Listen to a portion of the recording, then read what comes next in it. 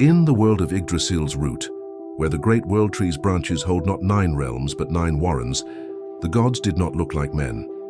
They were badger folk, sturdy and fierce, with bold black and white faces, sharp claws for digging and fighting, and a deep love for home, hearth, and hoarded honey. The Allfather was not called Odin, but Udvar. He did not sacrifice an eye at Mimir's well, but a long-prized whisker, plucking it to gain wisdom from the sap of the world tree's deepest root. His twin ravens, Hugin and Munin, were clever, chattering magpies who brought him whispers from all the warrens.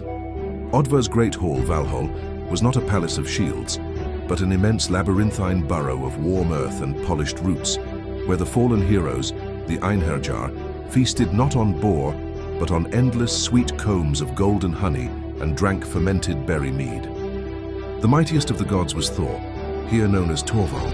His famous red beard was a streak of russet fur upon his broad chest. He did not wield Mjolnir, a hammer, but Mjolnir, a colossal, unbreakable tooth of a primordial earth dragon. When he swung it, the very ground would tremble and crack.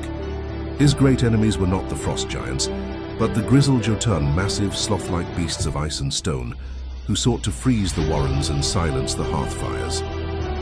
Loki, the trickster, was Loki, sleeker than the other badger folk, with a silvery grey pelt that shimmered. He was clever with words and tunnels alike. His mischief was legendary. Once he tricked the goddess Idun, guardian of the glitter roots that kept the gods youthful, into leaving her grove, allowing a greedy grizzled Jotun to steal the precious roots. The gods began to age, their fur growing dull, until Loki, in a whirlwind of clever schemes and borrowed falcon feathers from the goddess Freya, who had a cloak of them, retrieved the roots and saved them all. The great drama of this universe played out not as Ragnarok, but as Ragnarground, the final digging. It was foretold that one day, the great earthworm Nidhogg would finish gnawing through the taproot of Yggdrasil. The grizzled Jotun would march, led by the monstrous Fenrir wolf, a creature of shadows and snapping jaws, and the skies would darken as Surtur, a being of molten rock and fire, rose from the deep forges.